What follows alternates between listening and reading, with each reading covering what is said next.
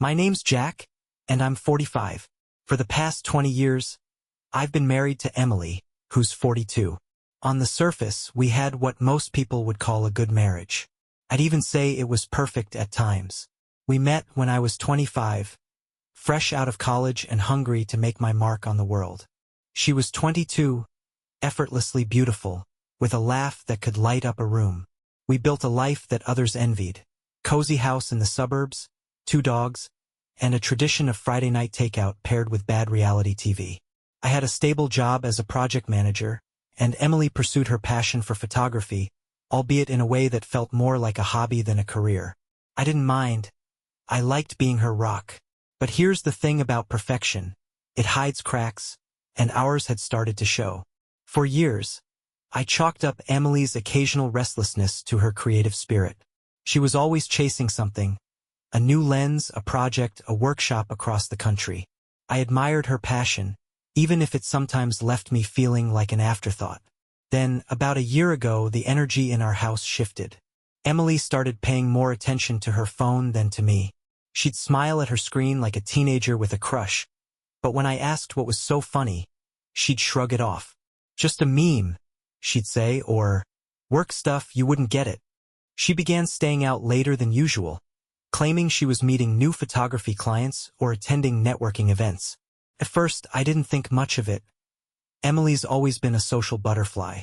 But then there were the little things. A lingering smell of cologne on her scarf. Her newfound obsession with going to the gym. A $200 charge for lingerie I'd never seen her wear. When I asked her about it, she rolled her eyes. Jack, seriously? It's like you're looking for a reason to fight. I'm just trying to feel good about myself. God forbid I try to be happy. And that's how she flipped it every time.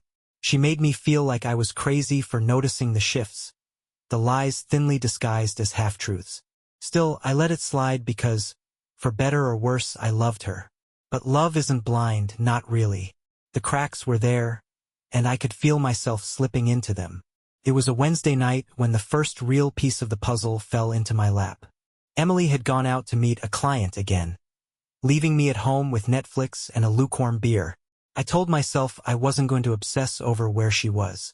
I'd tried that before, counting the hours she was gone, scrolling through her social media for clues, and it never ended well. But that night, I wasn't looking for trouble. Trouble found me. Her laptop, which she usually guarded like a hawk, was sitting open on the kitchen table. I'd gone in to grab a snack, and there it was, her email inbox staring me in the face. I hesitated, felt wrong, invasive. But something about the way she'd been acting lately, the way she always seemed on edge when I asked simple questions, pushed me past the guilt. I told myself I was doing this to put my mind at ease. It didn't take long to find what I wasn't ready to see. An email from someone named Bryce. The subject line read, "Last night was amazing, face blowing a kiss." My stomach dropped. My hand hovered over the mouse, trembling. When I clicked it open, I saw exactly what I feared. Messages that left no room for doubt. Bryce was 27, a self-proclaimed creative consultant, with an Instagram full of shirtless gym selfies and vague motivational quotes. Emily had been seeing him for months. The emails were nauseating. Plans to meet up at a boutique hotel downtown, inside jokes I didn't understand, and compliments that made my heart shatter. "You're so beautiful, Em. Can't wait to see you again. My place this time?" Winking face. Couldn't breathe. My chest felt like it was caving in, and for a moment, I thought I might pass out. 20 years of marriage, reduced to this? I closed the laptop, pacing the kitchen like a caged animal. I wanted to scream, to throw something, to punch a wall. But more than anything, I wanted answers. Emily came home around midnight, her face glowing as if she'd just stepped out of a spa. She didn't notice the storm brewing in me until I couldn't hold it back anymore. "Who's Bryce?" I asked, my voice low but steady. Her smile froze. She blinked a few times, trying to collect herself. "What are you talking about?" I held her gaze unflinching. "I saw the emails, Emily. Don't play dumb." Her face twisted into a mix of anger and panic. "You went through my stuff? Are you kidding me, Jack? That's such an invasion of privacy." "Privacy?" I snapped, my voice rising. You're worried about privacy while you're sneaking around with some guy half your age? She crossed her arms, defiant. It's not what you think. Then explain it, I demanded, throwing my hands up. Make it make sense, Emily. Because right now it looks like you've been cheating on me while I've been here, holding this entire life together. She hesitated for a moment, then spat out a line that made me see red. You're just jealous, Jack. He actually appreciates me. You haven't done that in years. Her words hit me like a freight train. I stared at her, searching for the woman I thought I knew, but all I saw was a stranger. Get out, I said finally, my voice hollow. What? She scoffed, taken aback. I said, get out, I repeated, pointing toward the door. Go stay with Bryce or one of your clients or whoever the hell makes you feel appreciated. Just get out of my house. Emily didn't move right away, but eventually, she grabbed her keys and left. The sound of the door slamming echoed through the empty house, leaving me alone with the silence. And that's when the real pain set in. The house felt eerily quiet after Emily left. For 2 decades, her presence had filled every corner of our home. Her humming while cooking, the scent of her favorite vanilla candle, even her infuriating habit of leaving her shoes in the hallway. Now it was just me and the deafening silence. I didn't sleep that night. Instead, I sat at the kitchen table, staring at nothing, replaying the confrontation over and over. How did we get here? Was it my fault? Had I been so wrapped up in work and keeping the house running that I missed the signs? Or was Emily just looking for something? Someone I could never be? The pain came in waves. One moment, I'd be seething with anger, imagining Bryce's smug face and Emily's lies. The next, I'd feel hollow, like someone had scooped out my insides and left me a shell of the man I used to be. I called in sick the next day, unable to face my coworkers or pretend everything was fine. Instead, I spent hours scrolling through our old photos. There we were on our wedding day, young and clueless but so damn happy. There was the trip to Hawaii we saved up for years to take, Emily grinning with a cocktail in her hand, while I awkwardly squinted at the camera. I wanted to smash my phone, delete every picture, every memory, but I couldn't. Those moments had been real, hadn't they? Or was everything just a lie? The worst part was that I didn't know what to do next. She hadn't come back, hadn't called or texted. Part of me was relieved. Another part, a pathetic, desperate part, wanted her to walk through that door and tell me it had all been a mistake. But no call came. By the 3rd day, the anger began to overtake the sadness. I wasn't some helpless victim, I told myself. I'd given her 20 years of my life, and she'd thrown it away for a fling with a 27-year-old wannabe influencer. Fine. If that's what she wanted, then she could have it. I called a lawyer, something I never thought I'd have to do. Just saying the words, I need to talk about a divorce, made it all feel too real. But I wasn't going to let Emily drag me through the mud without a fight. Still, the nights were the hardest. Every creak of the floorboards reminded me of her footsteps. Every glance at the empty side of the bed made my chest ache. I started drinking more than I should, whiskey mostly, the kind that burned going down but didn't numb anything like I hoped it would. I'd wake up groggy and hollow, another day blending into the next. Friends tried to reach out, but I couldn't face them. How could I explain what happened without feeling like a failure? So, I stayed alone, letting the anger simmer and the pain linger. But something else was building, too. A voice in the back of my mind that whispered, don't let her win. You deserve better. About a week after Emily left, I was still stuck in that limbo of anger and pain when an unexpected text lit up my phone. It was from Sarah, an old friend of ours from back in the early years of our marriage. Sarah and her husband used to double date with us all the time, but we'd lost touch after they moved out of state. Her message was simple. Hey Jack, I heard about what happened. I'm so sorry. If you ever need someone to talk to, I'm here. I stared at the screen for a while. Part of me didn't want to respond. I wasn't in the mood for pity. But something about Sarah's timing felt right. She always had a way of cutting through the noise, even back when Emily and I were going through rough patches. So, I typed out a response. Thanks, Sarah. It's been rough, but I appreciate it. What started as a polite exchange quickly turned into a real conversation. We texted for hours that night, reminiscing about the old days, joking about how awful the food was at that one fancy restaurant we all hated but pretended to like. For the first time in weeks, I laughed. The next day, she called me. Hearing her voice felt oddly comforting, like reconnecting with an old part of myself I'd forgotten. Sarah told me she'd been divorced for 3 years now. Her ex had cheated on her too, so she understood exactly what I was going through. "I'm not saying you should do this," she said after I vented about Emily and Bryce. "But when my ex pulled his crap, I made sure I got my own little revenge. Nothing crazy, just enough to remind him what he lost." We laughed it off, but her words stuck with me. Revenge. It wasn't something I'd seriously considered, but the idea planted itself in my mind like a seed. I wasn't a vengeful guy by nature, but Emily's betrayal had unlocked something darker in me. That night, I went through her social media. Not something I normally did, but I needed to know where she was, who she was with. Sure enough, there were pictures of her and Bryce on his Instagram, all smiles and filters. "Living my best life," the caption read. It made my blood boil. She wasn't just cheating. She was flaunting it. The anger that had been simmering for days finally boiled over. That's when Sarah texted me again. "You need to get out of the house, Jack. Sitting there, stewing over this isn't good for you. Come visit me this weekend." No pressure, just a change of scenery. I hesitated for all of 5 seconds before replying. "I'll book a flight." Something told me this trip wasn't just about clearing my head.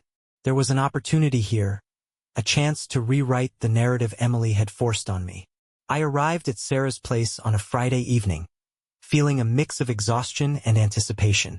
She lived in a cozy townhouse in a quiet neighborhood, the kind of place that felt like a real home. When she opened the door, her warm smile and a tight hug were like a salve on the raw wound Emily had left behind. "It's good to see you, Jack," she said, leading me inside. "You look, well, like you've been through hell, honestly." I chuckled dryly. "That obvious?" She waved me toward the couch and handed me a beer before sitting down across from me. For the next few hours we talked, really talked. I told her everything about Emily and Bryce, the lies, the confrontation, and the emotional wreckage I'd been navigating since. Sarah listened, nodding in all the right places, but what I appreciated most was that she didn't sugarcoat anything. "Look," she said after I finished my rant. "Emily's a selfish, ungrateful. She had everything with you, and she blew it for some gym bro with an Instagram addiction. That's on her, not you." Her bluntness caught me off guard, but it felt good, liberating even. That night, we ordered pizza and binge-watched a show we used to joke about years ago. For the first time in weeks, I felt a little like myself again. The next day, Sarah suggested we head out to explore the city. "Sitting around moping isn't going to help," she said, dragging me out of the house. We hit a farmer's market, grabbed coffee at a trendy little cafe, and even stopped by a local art gallery. At every stop, I felt the weight of the last few weeks lift just a little.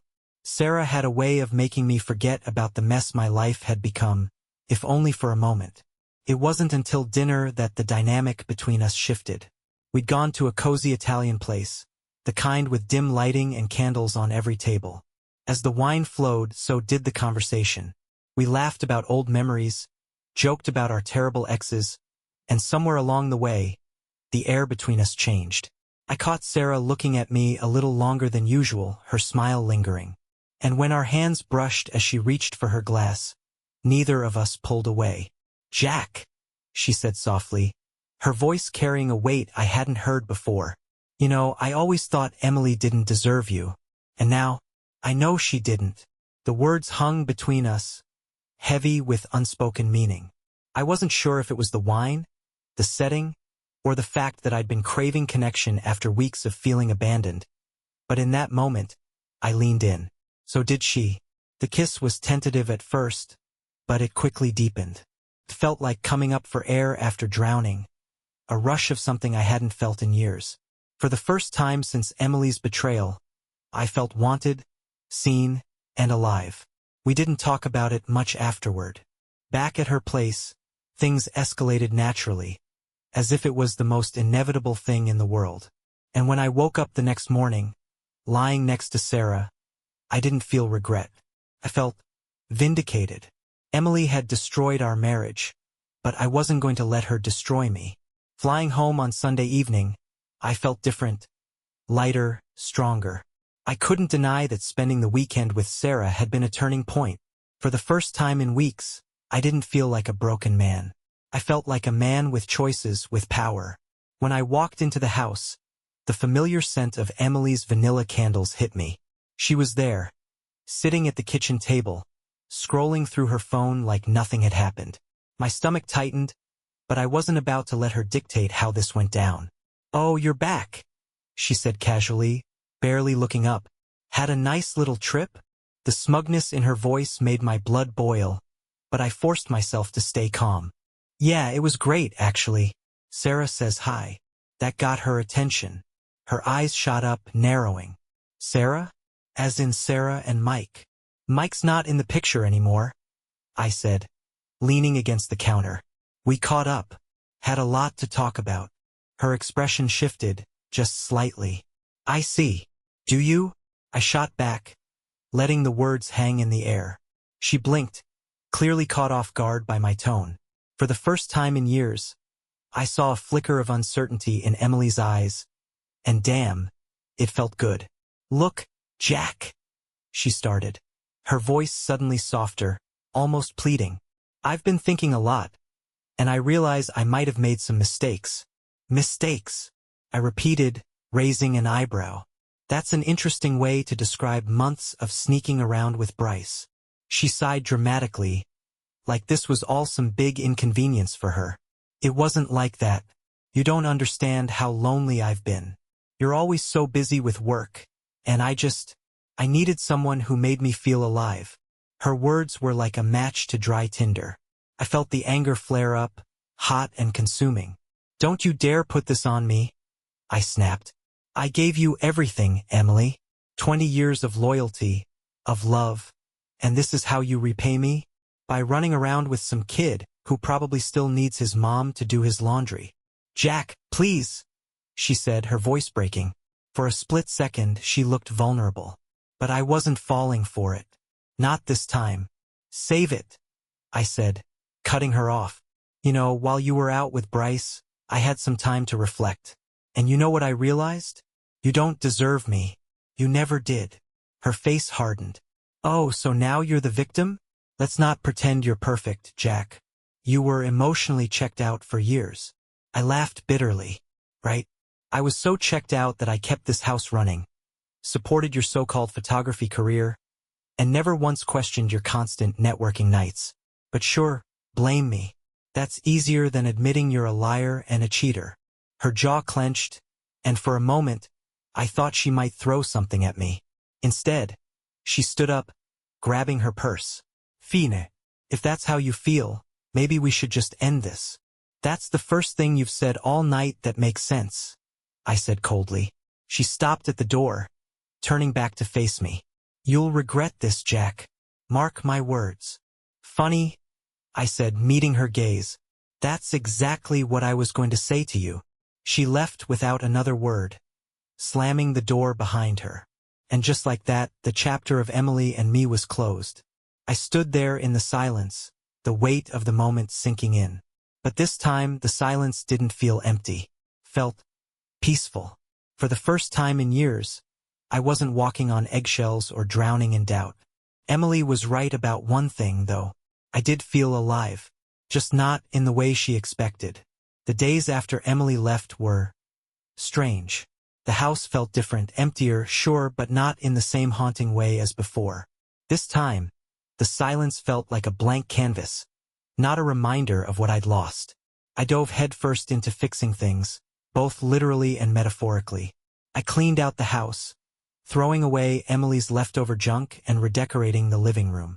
I tackled all the little home improvement projects I'd been putting off for years. It was therapeutic in a way, painting over old cracks, replacing what was broken. I also started hitting the gym, something I hadn't done in years. At first, it was just a way to burn off the anger, but soon I realized I enjoyed it.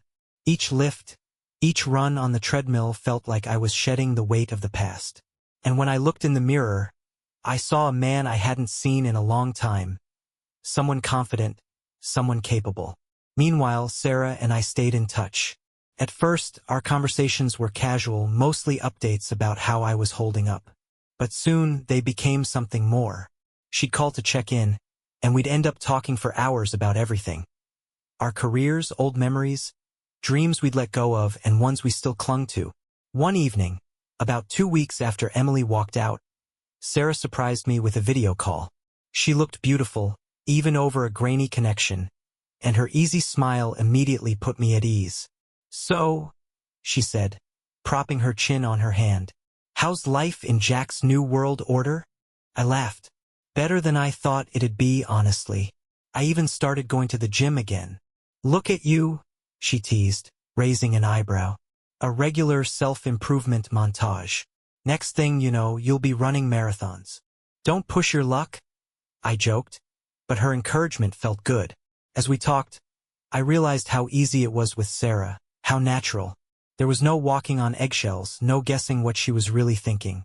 It reminded me of what I'd been missing all these years. By the end of the call, I found myself smiling in a way I hadn't in weeks. "Thanks for this," I said. "For everything." She tilted her head, her smile softening. "You do the same for me." The conversation stayed with me long after we hung up. I started to wonder if what I felt for Sarah was more than gratitude. And if it was I ready for that?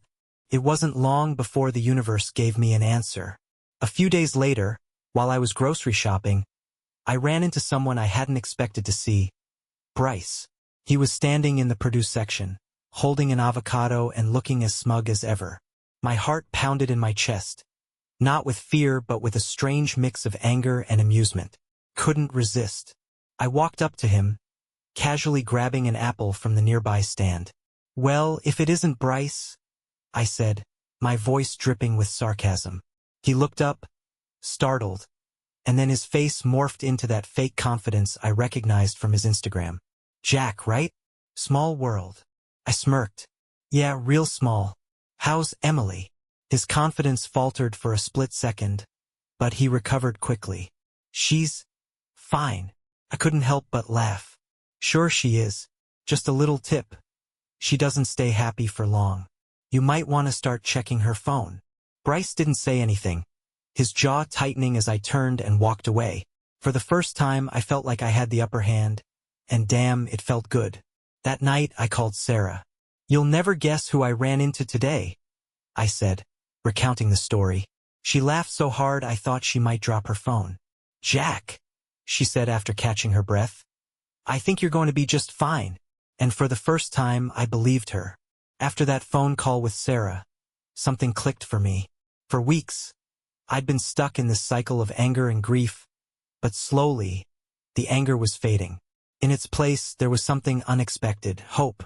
Sarah and I decided to meet again, this time on her turf. She invited me to join her and a few friends for dinner at a casual place downtown. At first, I hesitated. What if her friends thought I was just some broken guy she was pitying? But Sarah had a way of calming those nerves. "Relax, Jack," she said over the phone.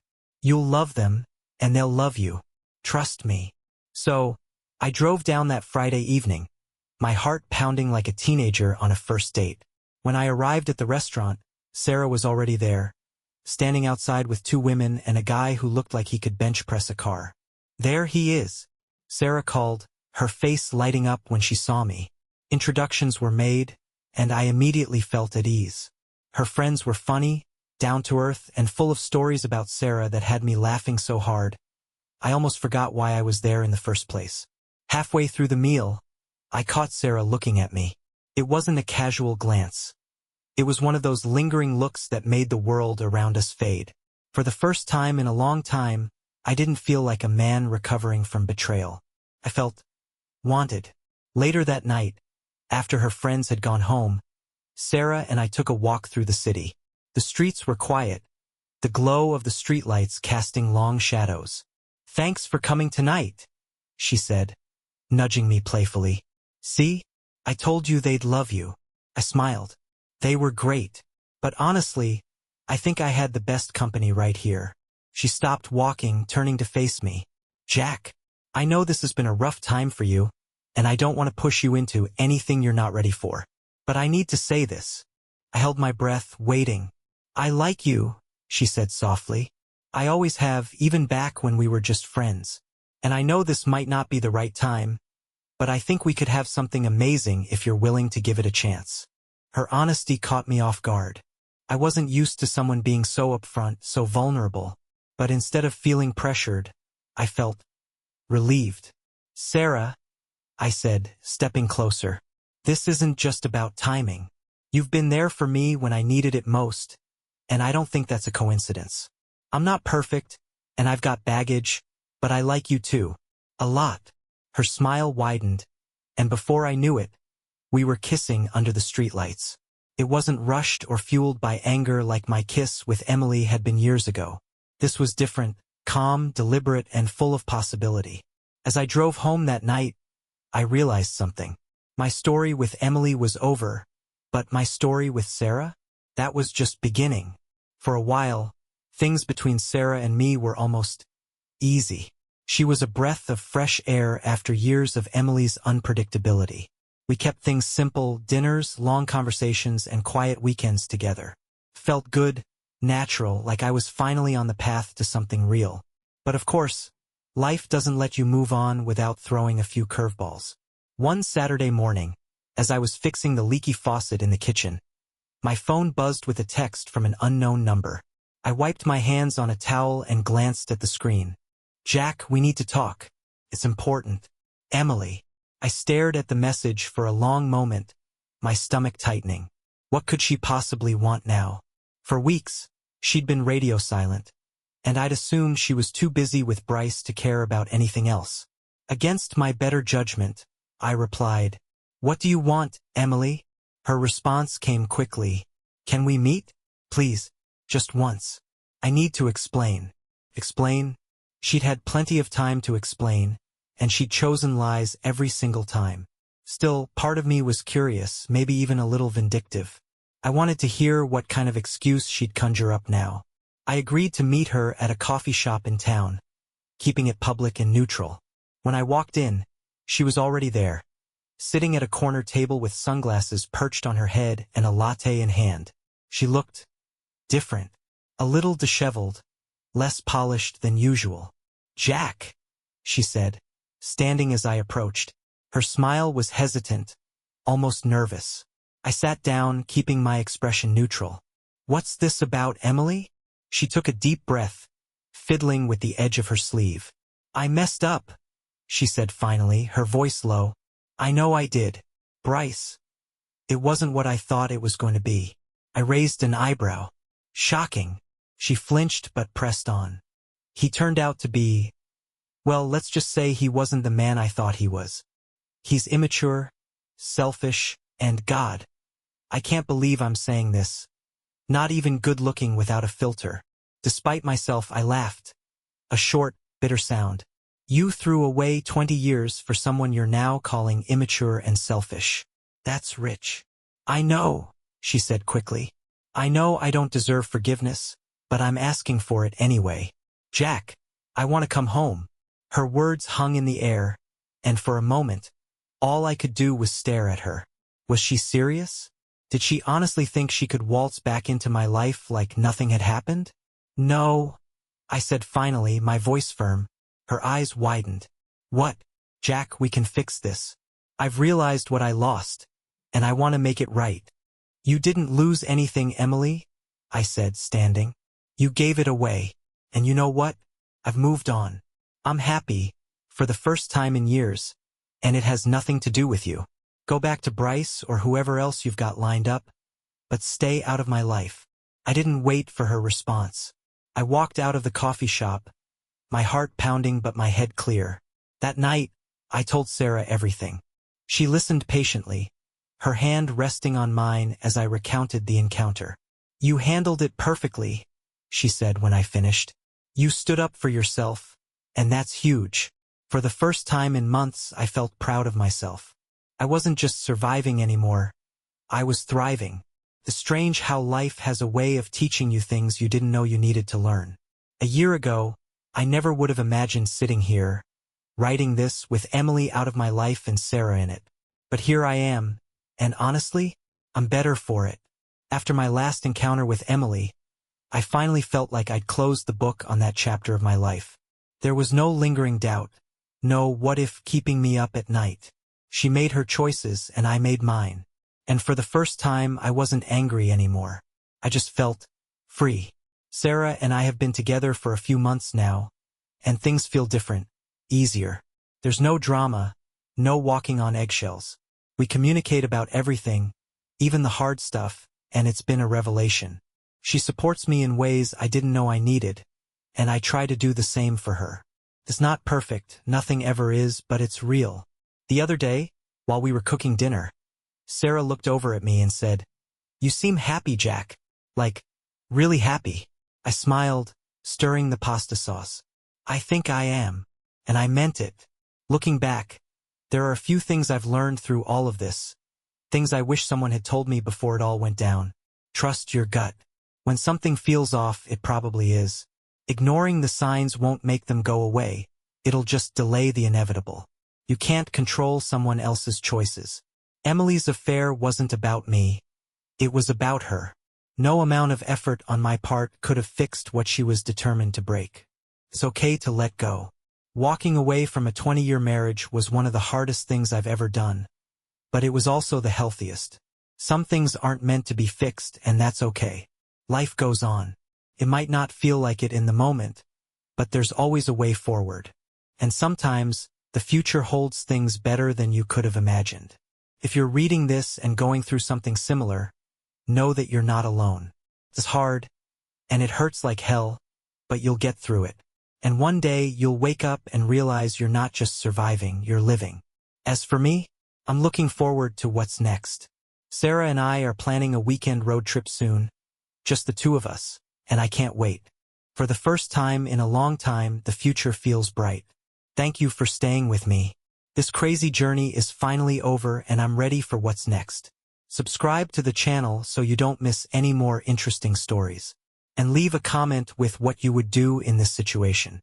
See you in the next videos.